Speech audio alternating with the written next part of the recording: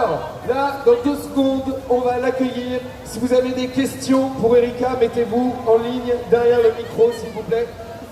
Mettez-vous maintenant en ligne, comme ça on va pouvoir enchaîner les questions. Je compte sur vous pour faire un tonnerre d'applaudissements, un maximum de bruit. Et merci d'accueillir Erika Duren, s'il vous plaît. Je vous entends pas.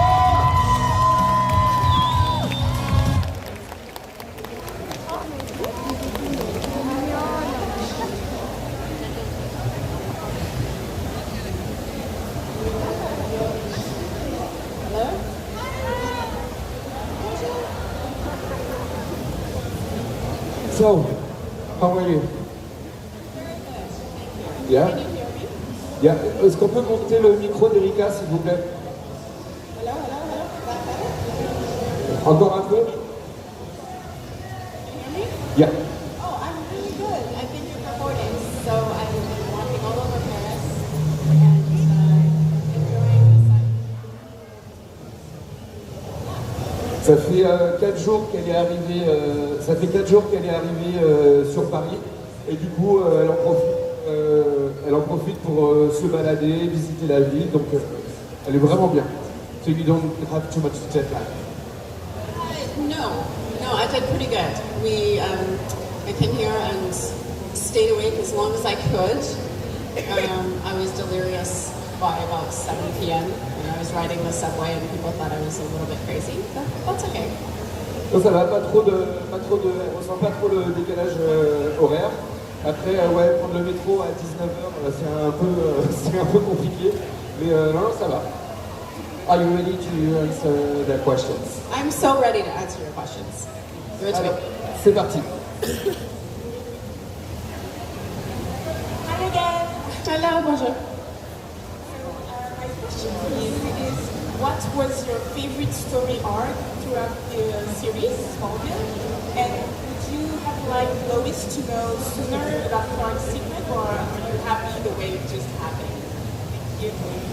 Thank you. Very good.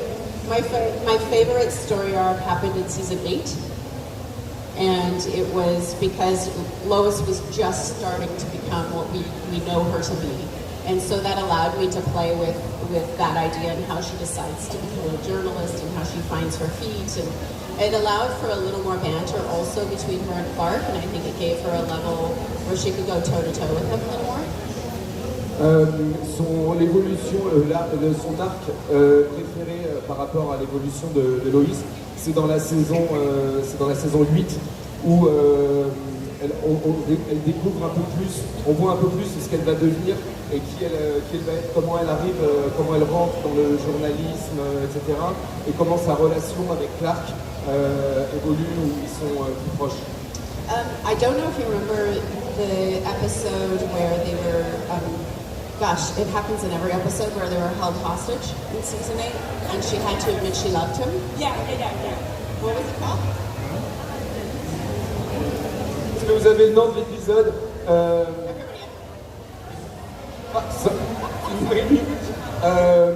Un épisode où ils sont pris en otage. En même temps, ça arrive dans tous les épisodes. Mais ils sont pris en otage et elle est obligée d'admettre qu'elle est amoureuse de Clark. Est-ce que vous vous rappelez du nom de l'épisode?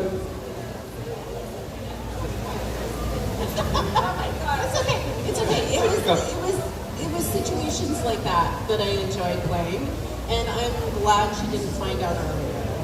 There's only so many times I can have amnesia or forget about things or be possessed or what have you. So I think they did it really well.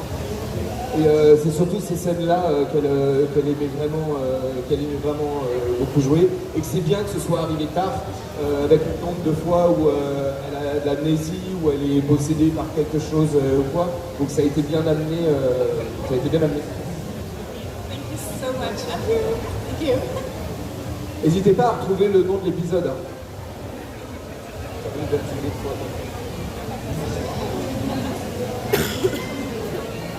T'as trouvé, c'est quoi? Committed. Committed. Merci. Merci. Hello Erika, I'm so happy to see you. My question is, what scene in Smallville when you played Lois Lane impact you the most or liked you the most? Which scene impacted you the most? Or your preferred scene? Sorry. I liked the first episode of season 9 during the apocalypse.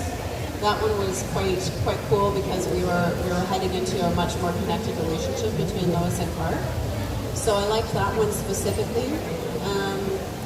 For myself, I still remember vividly the first episode I came to the show in, and I would say generally what I liked the most was how honest and human she was. So anytime I was able to play that point, to not be perfect, I really liked it.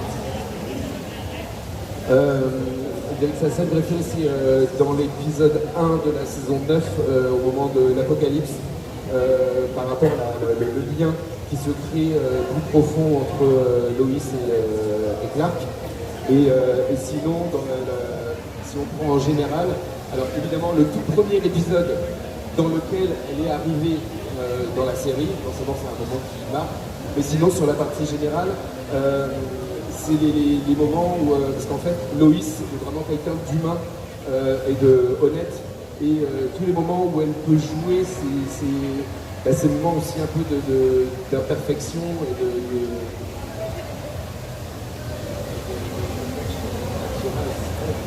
c'est ça, elle adorait jouer ces moments d'imperfection et dans l'honnêteté qu'elle est, dans l'humanité qu'elle a. Yes, and this is the beauty of their character. Your character. Thank you. I love you. Bye. Bye. Hi, Erika. Hello. How did you feel to play your character again for the crossover and the feeling with Tom? Okay. I was very excited to play the crossover. I did not hesitate. Tom spent a lot of time pretending to hesitate, I'm sure. And hedging and waiting. But it was so much fun, and I felt that they had such a limited amount of time with our characters, but they didn't change them so much. You know, I still was able to tease him and have a sense of identity, and we had some banter. It was quite fun. Like a banter, we would argue, like I got to tease him. Yeah. So I really liked that. And then of course with seeing Tom, we really get along very well. And so we haven't seen each other for a decade, but I felt that it was just so easy to work with him. So it was wonderful. Du coup, de reprendre le rôle dans le crossover, elle n'a pas hésité une seconde et elle était trop contente de pouvoir le faire. Elle dit, Tom, je pense qu'il a hésité, ah, je le fais pas. Elle dit, ouais, non, on était super contents de reprendre le rôle, et en fait, ils ont réussi à ne pas trop modifier les personnages, ils ont réussi à garder leur identité et ce qu'ils étaient, donc c'était assez facile de pouvoir le reprendre. Quant à Tom, bah, ils s'entendent super bien, donc ils étaient vraiment contents de se retrouver.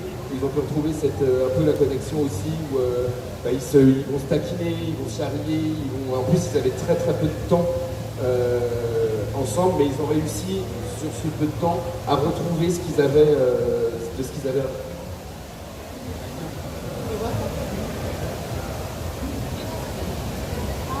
Nice to meet you, Erika. I have a question. Which character was your favorite? Which character in the show was my favorite? Mine.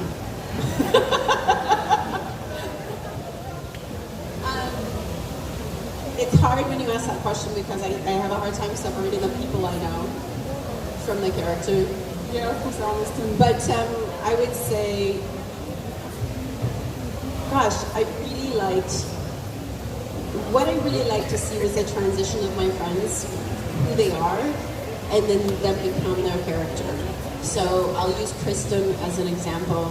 She plays the femme fatale very well, the person that needs to be saved. But she moves through the world with a huge amount of energy and strength. And the first time I met her, I heard her. And I heard this person walking behind me, and it was like bang, bang, bang, with so much confidence.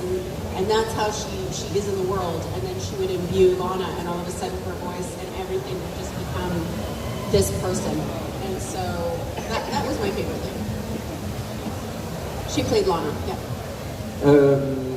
Alors, la question c'était quel est ton personnage préféré de la série? Le mien. Mais sinon, en approfondissant, ce qui est difficile, c'est qu'elle a du mal à séparer ses amis des personnages. Donc c'est difficile, mais ce qu'elle aime, c'est voir, être témoin de leur transformation entre ce qu'ils sont et comment ils deviennent le personnage. Et si elle prend l'exemple de Christine, Lala, pardon, elle dit la toute première fois que je l'ai rencontrée, avant de la rencontrer, je l'ai entendue arriver, en mode j'entendais les talons, genre pa, pa, pa. Elle dit, là-bas, c'est quelqu'un qui a vraiment énormément de confiance en elle, qui arrive avec beaucoup d'énergie, et quand tu la vois jouer ce côté femme fatale qu'elle joue à merveille ou en détresse parce qu'elle est tout le temps prise en otage, elle dit, et c'est voilà, cette transformation-là qui est belle à observer. Thank you for answering. Thank you for playing Lois. Thank you. Bye, merci. Bonjour. Bonjour. J'aimerais savoir si vous avez envisagé de base à participer un jour à une série DC. Et DC Comics? Have you ever considered or wanted to play a character in a TV show from the DC Comics? Une qui est actuellement en cours ou en général? You know, I hadn't thought of it. I was so lucky to get to do Lois that I felt that was kind of my moment. The only other experience that I had, of course, was playing on Supergirl and playing Laura Zura, which was fantastic. En fait, elle n'a pas vraiment pensé à ça parce que déjà, elle se trouve hyper chanceuse d'avoir pu interpréter Lois et après, elle a enchaîné avec son personnage dans Supergirl qui était fantastique. Donc, du coup, elle est déjà dans un univers, donc elle n'a pas forcément joué au-delà. Merci beaucoup. Hello Erika. Ma question, donc tout à l'heure on a évoqué le crossover et je voulais justement savoir ton opinion sur le fait que Clark abandonne ses pouvoirs pour sa famille alors qu'on a passé 11 saisons à faire en sorte qu'il embrasse ses pouvoirs afin de devenir des super-héros et notamment Lois l'a aidé à devenir ce super-héros et donc je voulais avoir ton avis là-dessus. Since we talked about the crossover earlier, she wants to know your opinion about the fact that Clark gives up his powers for his family when it's been 11 seasons that we are doing everything for him to embrace his powers and that Lois helped him to embrace it and so he could become the huge superhero who was supposed to be, and he gives up his power? That's a really good question, and probably very frustrating for a lot of people. I think what I would say to that is they're probably trying to speak to the change that comes over a human being when they have children, and what they will do maybe for themselves, but what they will sacrifice for the health and well-being of their children. And so they may change and let go of that if they're worried that, you know, obviously he's worried that it's going to bring something harmful to his kids. And so I think they kind of went down that path, but I would say never say never, right? Like it might just be when they're young and not you know, in harm's way, then they can go away, and then he could go off and do his thing. So it's like what many of us do, except we don't have superpowers. You have a kid, and then you make your whole world changes, make different choices, and then when they're older, you go back to being a superhero. We all hope we can, anyway. Try. Elle dit, à mon avis, elle dit, pour moi, les scénaristes, en fait, ils sont partis dans cette direction-là pour montrer, pour exprimer les changements qui arrivent dans la vie, notamment quand on a des enfants. C'est-à-dire qu'on a tous un certain style de vie, un mode de vie jusqu'à ce qu'ils arrivent, les enfants arrivent, et il y a des trucs qu'on est obligé d'accepter, d'abandonner. Elle dit, en tout cas, pendant qu'ils sont petits, on va pas dire, on peut jamais dire jamais. Donc ça se trouve, il a abandonné parce qu'il peut avoir peur d'avoir ses pouvoirs provoque quelque chose de négatif pour ses enfants. Mais ça se trouve, une fois que les enfants sont grands, il peut revenir à ce qu'il est. Pareil, on rêve tous à un moment d'être un super-héros, un Superman ou un Supergirl. Bon, t'as des enfants, non, tu t'occupes de tes enfants, tu fais en sorte qu'ils soient bien et qu'il leur arrive rien. Et après, une fois qu'ils sont grands, tu peux redevenir le super-héros ou le super-girl que tu avais envie d'être. Thank you for your great job. Thank you. Thanks to be here. So I want to say I loved your character in this movie. I got a question. My favorite scene was when you tried magical lipstick and after Clark fall in love with you. Do you remember it? Crimson? Yes. How could one forget? The writers did such a wonderful job of keeping the audience and interested. So people would want to see that. And they had to try to figure out how can you kind of get them together for a little while. And then that would create all sorts of awkward moments later where she wouldn't remember and he'd have to play the gentleman about it. And so I think that, that's part of the fun of being on something that has that, they have that versatility in their writing to be able to give you that moment. I was still fairly fresh on the show, so I was waiting for that kind of thing to happen. At what point, when am I going to start, kind of being obsessed with Clark? And so that was my turn. Thank you so much. Elle lui demandait si elle se souvenait de l'épisode où elle met un rouge à lèvres qui fait tomber Clark amoureux d'elle. Elle dit bien sûr que je m'en souviens. Elle dit ce que j'aime beaucoup avec l'écriture et le travail qu'ont fait les scénaristes, c'est d'avoir cette capacité à apporter ce moment-là, des moments comme cela, et où après, elle oublie et Clark il est obligé de jouer le gentleman à propos de ça. Elle dit c'est super d'être dans une série qui a une telle versatilité.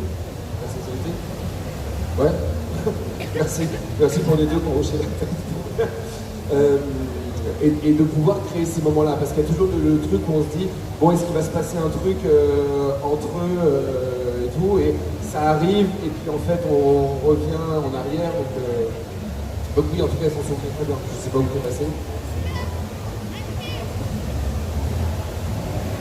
Bonjour, je voulais demander comment elle s'est retrouvée à avoir le rôle, dans quel état, quelle humeur elle était à le passer et jusqu'au moment où elle a su qu'elle avait le rôle. Donc tu veux le process de casting? Ouais. What was your casting process and how long did you wait before getting the blue dancer and how did you feel about it? It was very fast. I was called to audition for what would have been 4 episodes on the show, and I was in Vancouver, and I told my manager no, because they never cast Canadians for anything important. And he said, do it anyway. So I went in, and I did that, and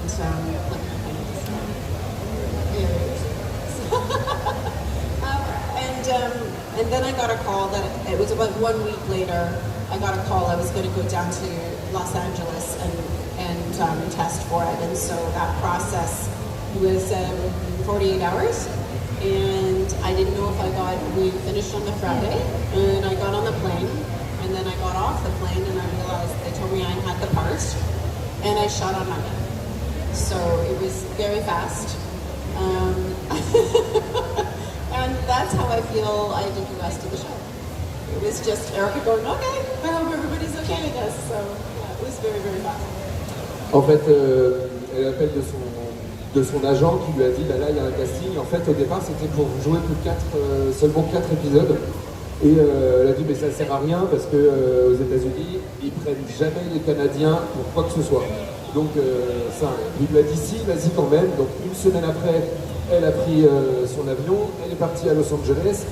Elle a fait ses essais, le vendredi. En disant bon le vendredi, elle a repris son avion, elle est rentrée au Canada.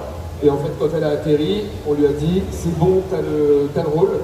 Par contre, tu commences à tourner lundi. Donc 2 jours après, elle est repartie à Los Angeles.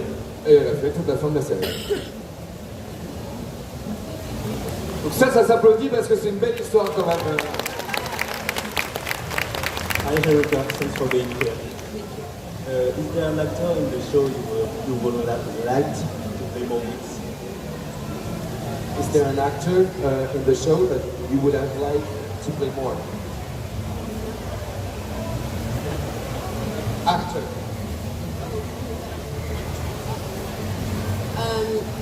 One of the actresses I loved working with, but we didn't work very much together, was Cassidy Freeman.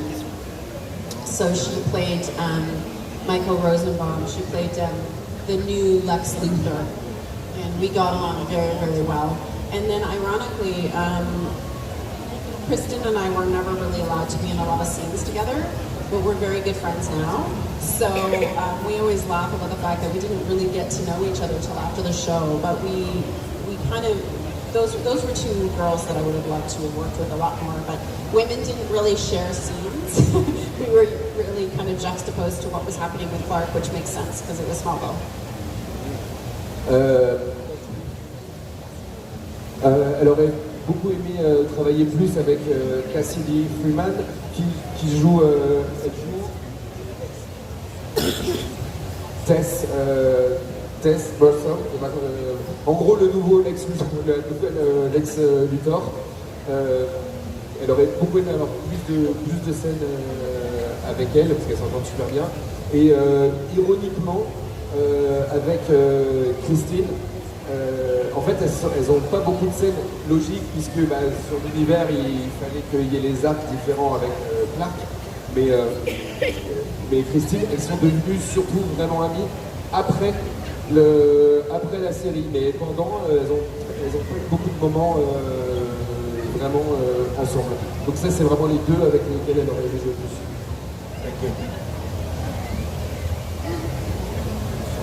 Bonjour, je voulais vous demander quel épisode avec Tom vous a le plus marqué et si vous comptez revenir pour une saison 11. Which episode with Tom impacted you the most? If there were season 11, would you like to come back? Yes to season 11. I think if they had really great storyline, I think it would be a lot of fun, especially now, some kind of return after a lot of years. The seasons that impacted me as Erica with Tom would be kind of at the beginning because of the way he interacted with me and he helped me to feel more relaxed and he was very, very, very kind. But as far as character-wise, I would still say it started in season 8 and it had anything to do with where we were really bantering and kind of fighting about stuff. And not that I want to fight, but I want to have scenes that have some meat to them, you know? So I know that people wanted to see her kind of in love and swooning and that sort of thing, and that's fun. But I liked when I would tease him a lot more. We had way more fun. Alors oui, s'il y avait pour une saison 11, si l'écriture est vraiment bonne et que le scénario plaît, elle y reviendrait carrément, surtout avec le plaisir de revenir avec tant d'années plus tard et donc voir l'évolution.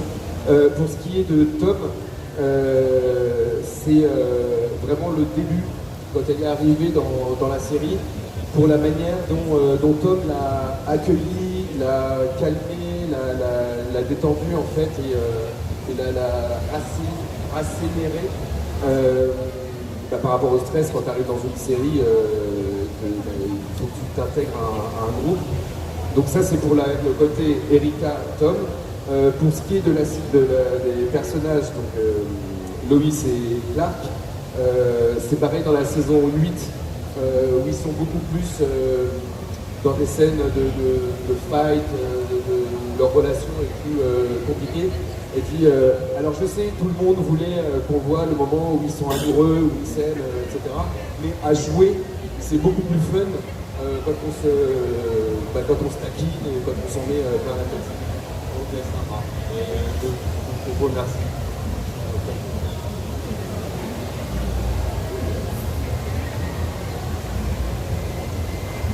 Elle voudrait qu'il pose sa question parce qu'il restait qu'une seule personne. Et elle voudrait qu'il pose la question. Merci. I'll be fast, but not disrespectful. Vous m'entendez? Vous êtes la personne qui a le plus incarné Lois Lane en live action. Félicitations aussi pour Butterfly Effect. Est-ce que c'est pas trop difficile de jouer dans des autres rôles quand on a un rôle qui nous colle à la peau comme ça? First of all, Ian, you're the one who incarnated Lois Lane the most beautifully, the better way than That's all why the I other. said you could talk. Elle dit c'est pour ça qu'elle a demandé à ce que tu puisses prendre la parole. Et ouais. Et du coup ça m'a rien fait Butterfly Effect. ouais. And also the way you play Butterfly Effect. But how is it to get to another role when you have one character that is so glued to you? Okay, so well, first of all, I don't try to get away from that character. I'm grateful for it. It's part of why I get other jobs. I don't take myself so seriously when it comes to career strategy or any of those kinds of things. I think that you're meant to find the jobs that you have and you find the stories you want to tell and you do your best with it. And you, at the end of the day, I hope it goes well, but it isn't the only thing in your life.